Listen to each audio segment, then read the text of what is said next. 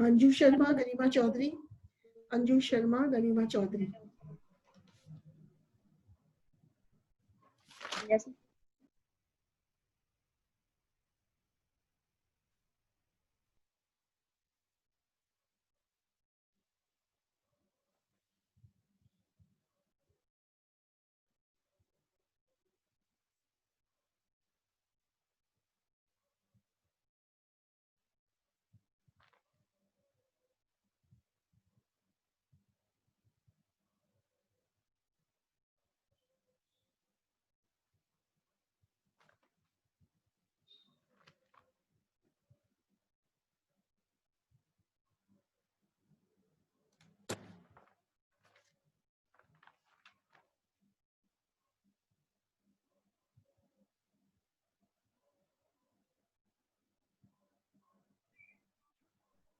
Hello hello, हाँ, ममता बैरवा।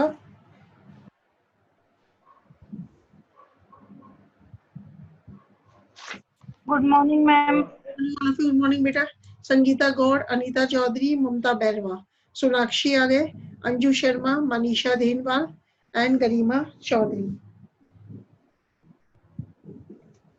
मनीषा देनवाल।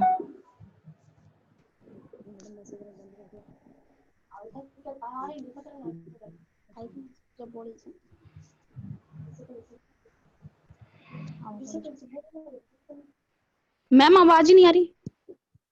अभी बोलूंगी बेटा जब आएगी ना अनीता चौधरी, है ना, आ रही है ना आवाज।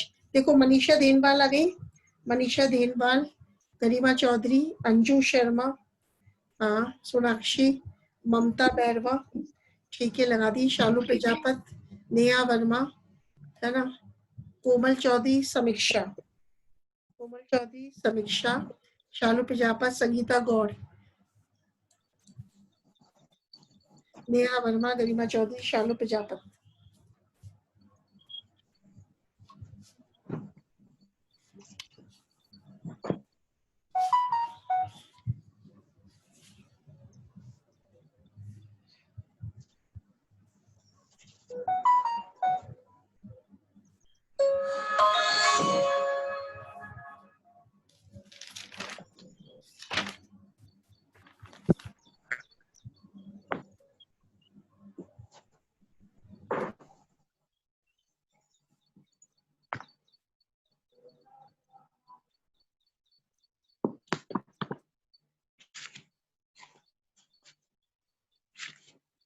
मनीषा बैरवा भी है क्या आपके में? मनीषा बैरवा मैम आपकी क्लास में एक तो है मीनू कुमारी, ये वाली ममता बैरवा, और एक मनीषा बैरवा भी है क्या? मनीषा देनवाल, मनीषा बैरवा।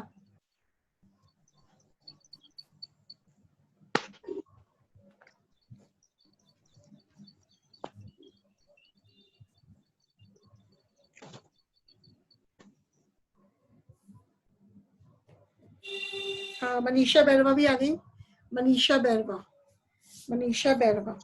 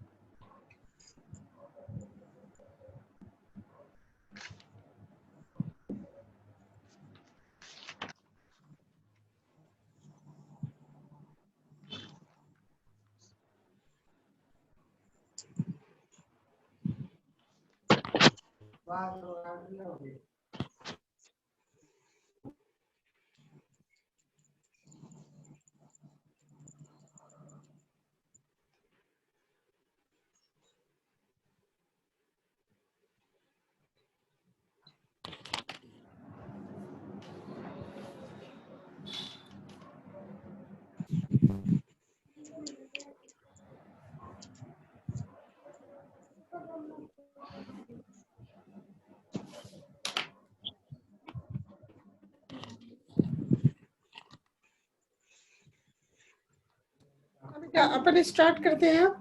ठीक है, 10:04 हो गए, तो स्टार्ट करते हैं। आज अपन एक टेरिडोफाइट लेते हैं, उसको स्टार्ट करेंगे, जिसका नाम है इक्यूसिटम। तो क्या है इक्यूसिटम? तो इसको वर्गीकृत स्थान कौन सा है? इक्यूसिटम। एक मिनट, QCQMBTD इनका नाम पूछना है बेटा, ये क्या है इनका नाम? मेरे को लिख लेने दो एक बार। QCQMBTD, ये हरदम नया नाम कैसे आता है इनका? नीतू मीना और 29 नीतू मीना आ गई। QCQMBTD कौन है ये? QCQMBTD।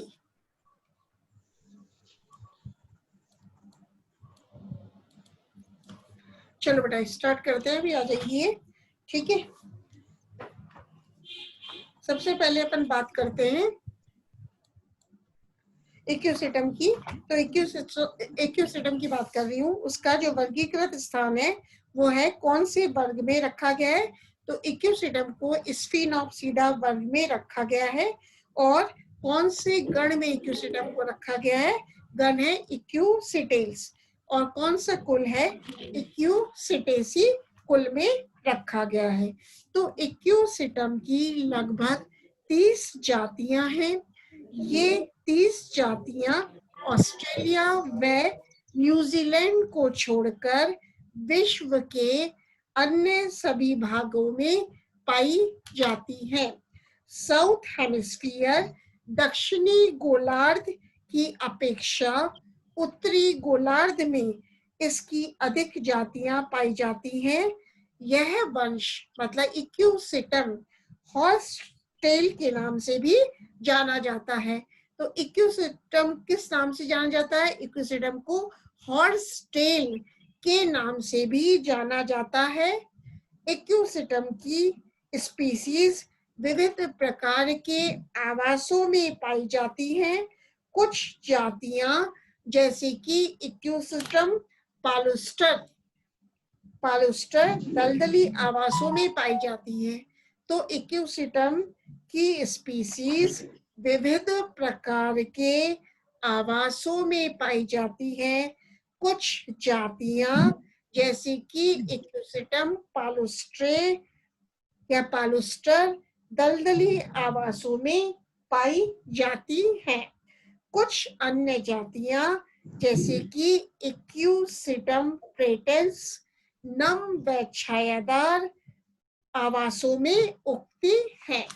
तो इक्यूसिटम आर्वेंस जिसका वितरण लगभग विश्वव्यापी है, जीरोफिटिक हैबिटाट्स में पाई जाती है। कहने का मतलब है इक्यूसिटम आर्वेंस मरुद्भिद आवासों में पाई जाती है। भारत में इक्यूसिटम की अनेक जातियां मिलती हैं, जिनमें की इक्यूसिटम आर्वेंस, इक्यूसिटम डेवाइल तथा इक्यूसिटम रेमुसिसिमम प्रमुख हैं। मोनिका धायल और मोनिका चौधरी दोनों है क्या आपकी क्लास में? मोनिका चौधरी। यस मैम, है ना। मोनिका चौधरी, अच्छा। और ये QCM क्या है बेटा? ये भी बोलो। मोनिका चौधरी का नाम तो लिख लिया, और ये भी बोलो QCQM कौन सा नाम है? QCQMBTD, ये नाम बताओ बेटा। ये जो दिख रहा है ना, एडमिट तो कर दिया। QCQM नाम कैसे भेजूंगी? QCQMBTD, QCQMBTD, ये नेम बताओ बेटा, नेम क्या है? QCQMBTD। अच्छा वापस बोल रही हूँ, इक्यूसिटम की जातियां विविध प्रकार के आवासों में पाई जाती हैं। कुछ जातियां इक्यूसिटम पालुस्टर दलदली आवासों में पाई जाती हैं। वह अन्य कुछ जातियां जैसे कि इक्यूसिटम प्रेटेंस नम व छायादार आवासों में उगती हैं। इक्यूसिटम आर्वेंस एक जीरोफिटिक हैबिटेट में पाया जाता है। भारत में इक्यूसिटम की अनेक जातियां मिलती हैं। कौन कौन सी जातियां मिलती हैं? इक्यूसिटम आर्वेंस, इक्यूसिटम डिवाइल तथा इक्यूसिटम रेमुसिसिमम, ये जातियां भारत में पाई जाती हैं। इक्यूसिटम डिवाइल मैदानी क्षेत्रों में एवं नदियों के रेतीले तटों पर पाया जाता है। तो इक्यूसिटम डिवाइल कहाँ पाया जाता है? मैदानी क्षेत्रों में नदियों के रेतीले तटों पर पाया जाता है। इक्यूसिटम की जातियां मिट्टी में मिनरल्स खनिज पदार्थों की उपस्थिति दर्शाती हैं।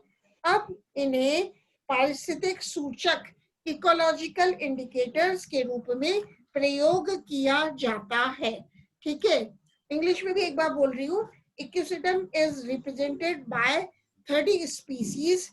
Commonly it is called as horsetail or scouring rushes. इसको क्या कहते हैं? Ichthyosaurus is also called as horsetail or scouring rushes.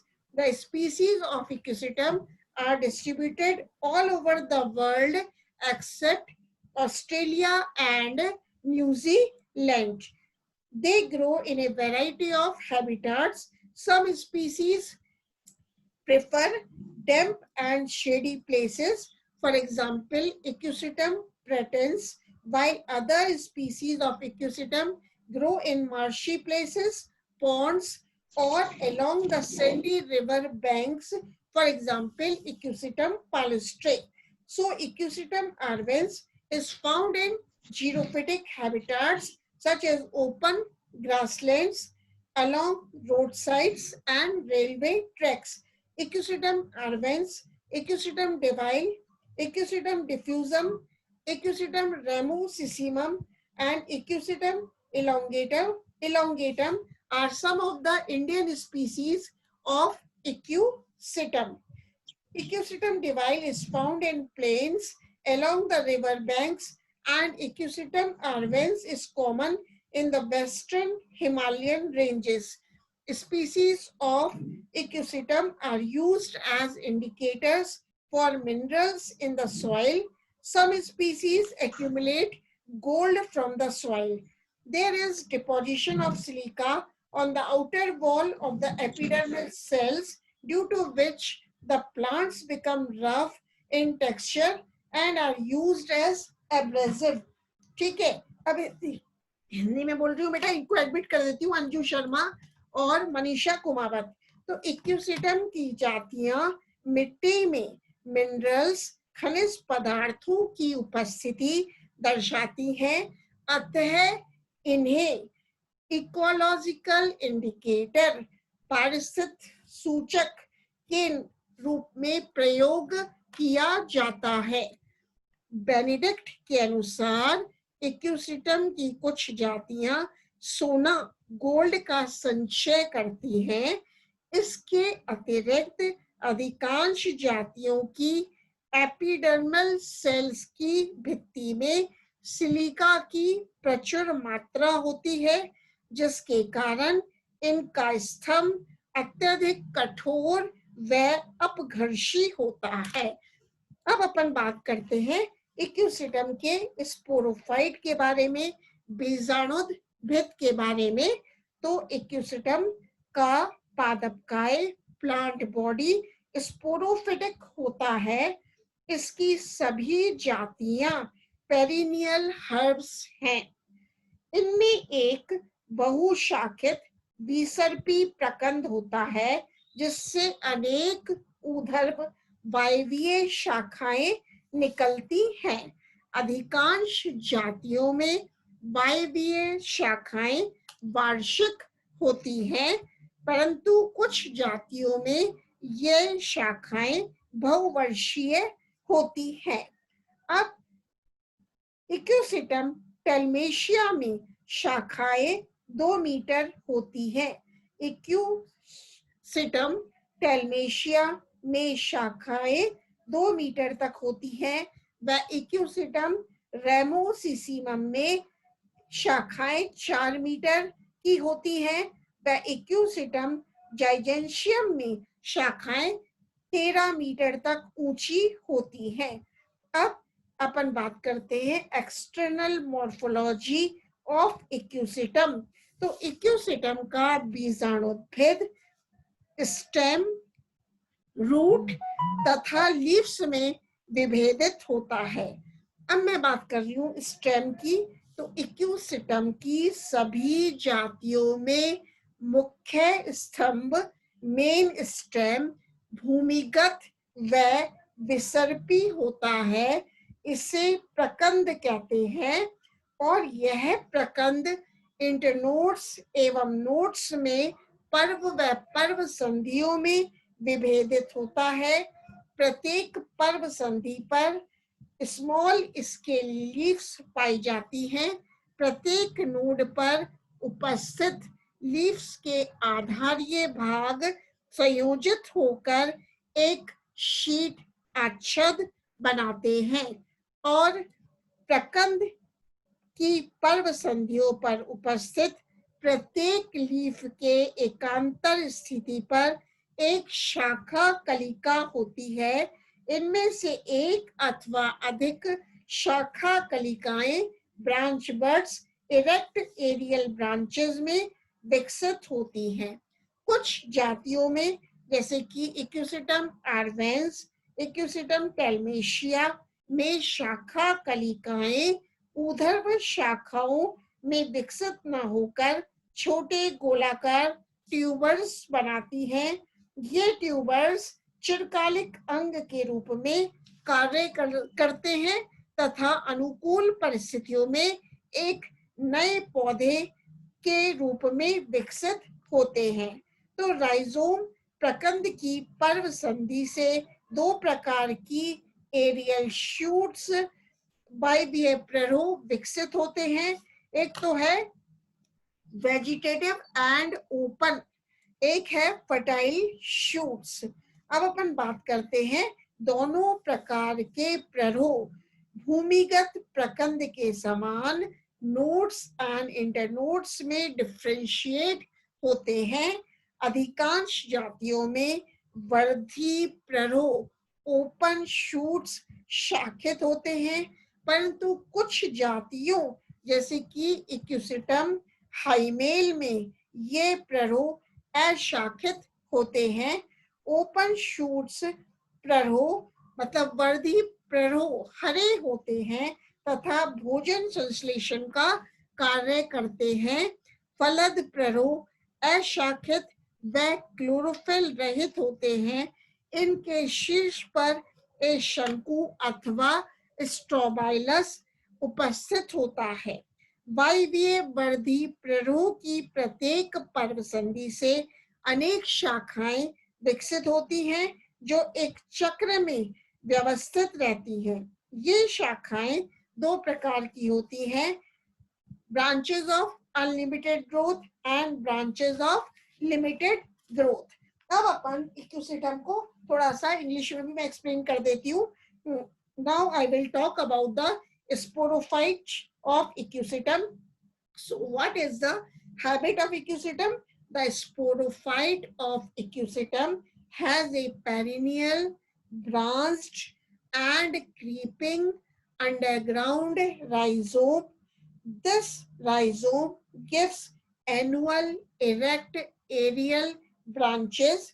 The aerial branches are herbaceous and grow to a height of 10 to 60 centimeter, but they attain a height of 2 to 3 meters in Equisetum Dalmatia and about 4 meters in Equisetum ramosissimum. Equisetum giganteum The largest species of Equisetum, which grows in the tropics of South America, has stem up to 13 meters long, but since the stem is relatively thin, it is vine-like in habit and climbs over adjacent trees. Now I will talk about the external morphology of Equisetum sporophyte. So the sporophyte of Equisetum is differentiated into roots, stem and leaves. First of all, I am taking the stem. The main stem is underground, creeping and perennial rhizome. It often lies more than a meter below the surface of the soil. It is differentiated into nodes and internodes. There is a world of small scaly leaves at each node. The leaves of a whorl are jointed at their bases, forming a sheet around the node. A branch bud is formed alternate to each scaly leaf at the node, and these buds develop into erect aerial branches.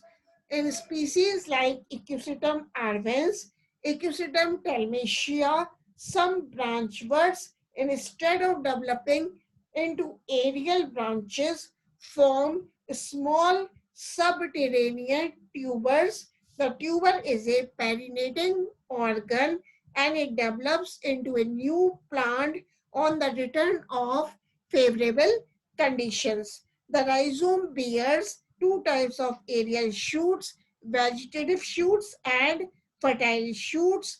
Both the vegetative shoots and fertile shoots are differentiated into nodes and internodes.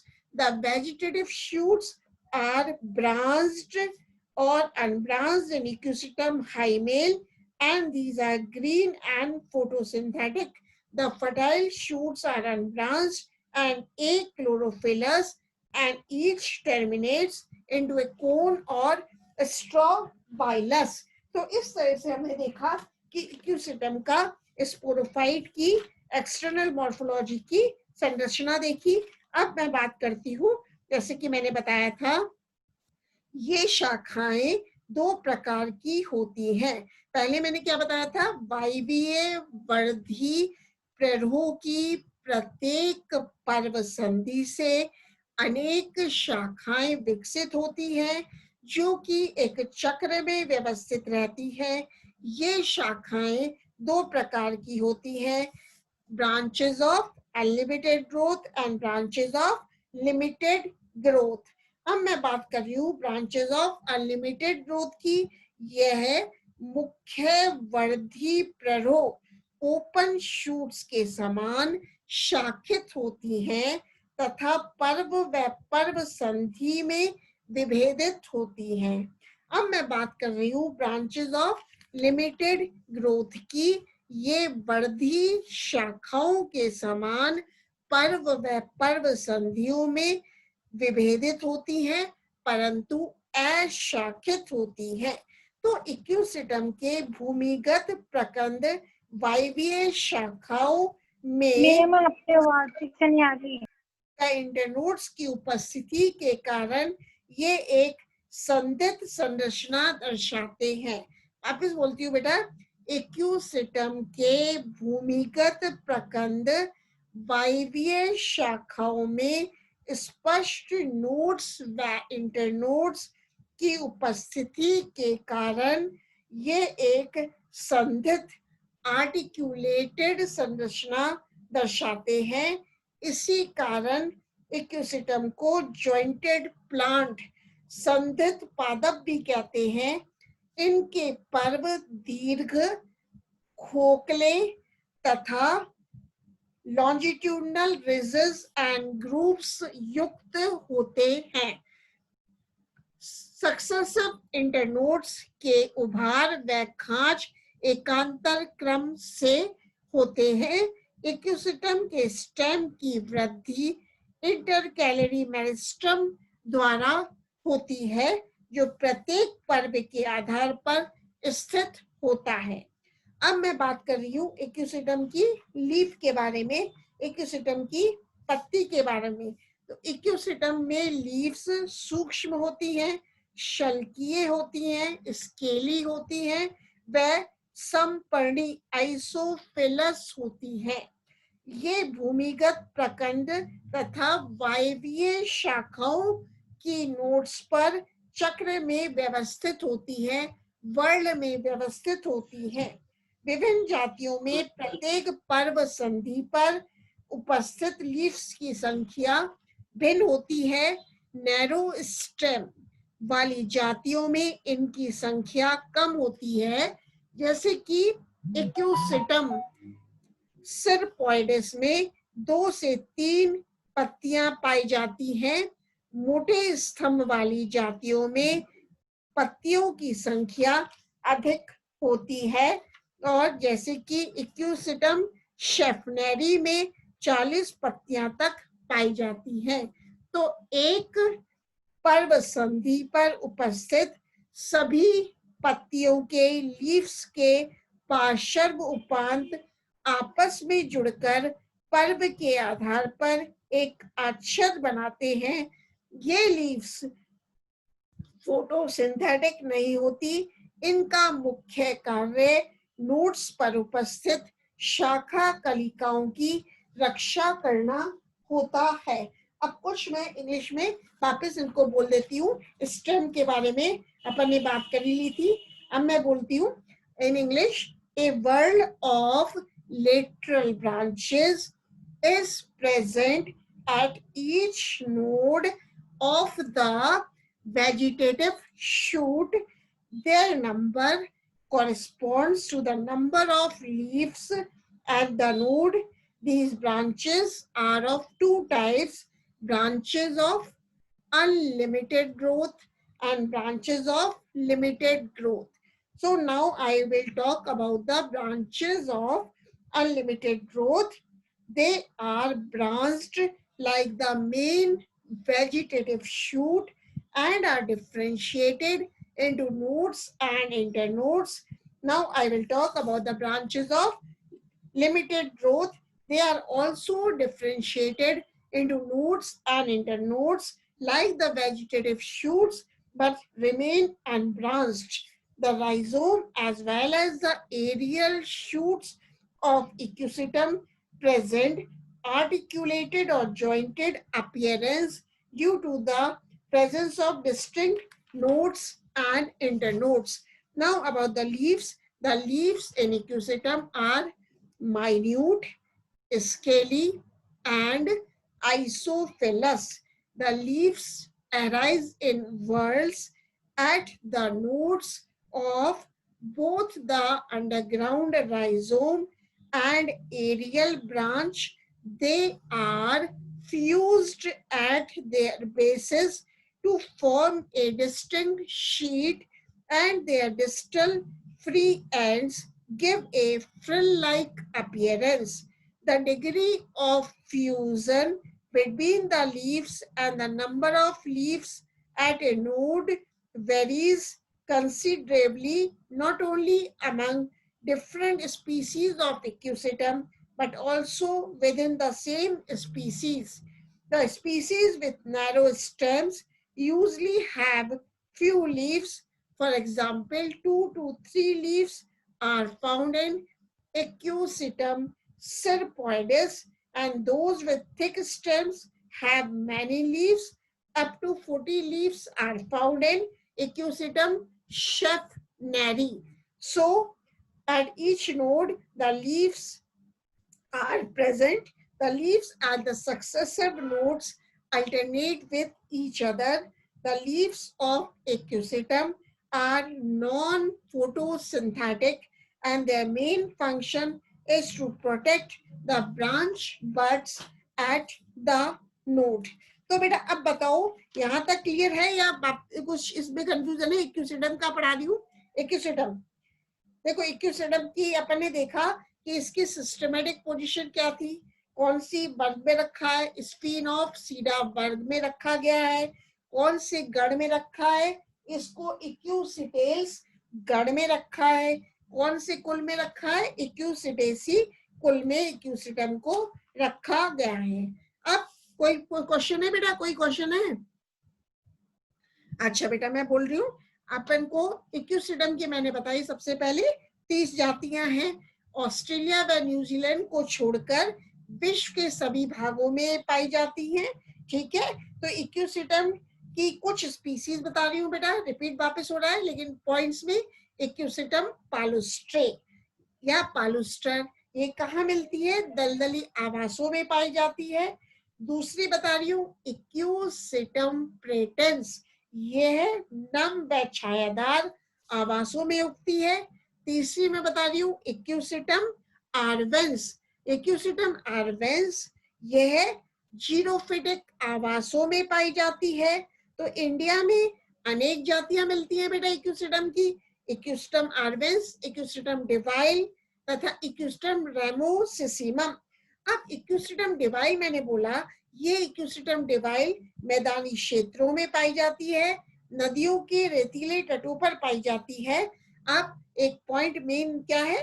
Benedict के अनुसार इक्यूसिटम की कुछ जातियां सोने का संचय करती हैं। नेक्स्ट पॉइंट क्या है? इक्यूसिटम की जातियां मिट्टी में मिनरल्स, खनिज पदार्थों की उपस्थिति भी दर्शाती है। अब मैंने आपको स्पोरोफाइट बताया था, तो क्या बताया कि ये जो बीजाणुद्भिद है, इक्यूसिटम का पादपकाय बीजाणुद्भिद होता है और इनमें एक बहुशाखित विसर्पी प्रकंद होता है जिसमें अनेक ऊर्ध्व वायवीय शाखाएं निकलती है। तो इक्यूसिटम का जो स्पोरोफाइट है, जब अपन एक्सटर्नल मॉर्फोलॉजी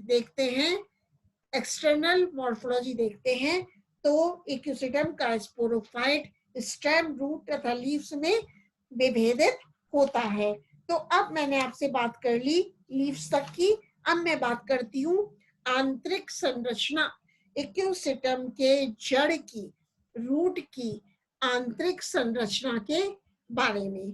तो जब रूट की आंतरिक संरचना देखते हैं और जब रूट का अनुप्रस्थ काट देते हैं तो रूट में कौन कौन से भाग दिखाई देते हैं? पहला है बेटा एपिडर्मिस, बाह्य त्वचा। यह एपिडर्मिस सबसे बाहर की परत है जो केवल एक कोशिका मोटी होती है। एपिडर्मिस की कुछ कोशिकाएं लंबी होकर रूट हेयर, मूल रोम बनाती हैं। दूसरा पार्ट है, भाग है कॉर्टेक्स, जिसे कि आप बलकुट कहते हो। यह कॉर्टेक्स एपिडर्मिस के भीतर की ओर स्थित बहुस्तरीय क्षेत्र है। कॉर्टेक्स बाहरी स्क्लेरेन्काइमेटस तथा भीतरी पेरेन्काइमेटस क्षेत्रों में विभेदित होता है। स्क्लेरेन्काइमेटस क्षेत्र की कोशिकाएं सहज रूप से व्यवस्थित होती हैं, जबकि पेरेन्काइमेटस क्षेत्र में इंटरसेलुलर स्पेसेस, अंतराकोशिक अवकाश पाए जाते हैं। कॉर्टेक्स का डरओतकी क्षेत्र एक्सोडर्मिस भी कहलाता है। अब तीसरा पार्ट है एंडोडर्मिस। इक्यूसिटम की जड़ का एक महत्वपूर्ण लक्षण यह है कि इसमें एंडोडर्मिस दो स्तरीय होती है। बाहरी एंडोडर्मिस की कोशिकाएं भीतरी एंडोडर्मिस की कोशिकाओं की तुलना में बड़ी होती हैं। कैस्पेरियन बैंड केवल आउटर एंडोडर्मिस में ही उपस्थित होते हैं।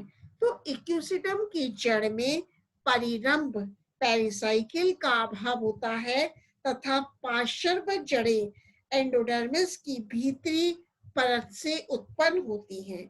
अब अपन बात करते हैं रूट की, स्टील की रंभ की। जड़ के केंद्र में एक ठोस रंभ प्रोटो स्टील पाया जाता है। इसका जाइलम डाइआर्क द्वि आदिदारुक से चतुर आदिदारुक टेट्राआर्क होता है। जाइलम समूहों की संख्या जड़ के व्यास के साथ बढ़ती है। रंभ के केंद्र में मतलब स्टील के केंद्र में उपस्थित एक बड़ी वाहिनिका मेटाजाइलम को प्रदर्शित करती है तथा इसके चारों ओर स्थित जाइलम समूह प्रोटोजाइलम होते हैं। फ्लोएम दो प्रोटोजाइलम समूहों के बीच पाया जाता है। जड़ की वृद्धि एक त्रिपृष्ठीय शीर्ष कोशिका से होती है जो रूट कैप भी बनाती है। ठीक है, तो ये हो गई internal structure of the root of equisetum. तो I repeat the internal structure of the root of equisetum. ठीक है, इसमें आप रिपीट करेंगे या internal structure of the aerial shoot अपन कल कर लेते हैं। ये वाला इंटरनल स्ट्रक्चर ऑफ द वायवीय प्ररोग की आंतरिक संरचना क्या होती है, ये बेटा कल ले लेंगे। अब किसी को कोई क्वेश्चन पूछना है तो बोलो आप। हेलो।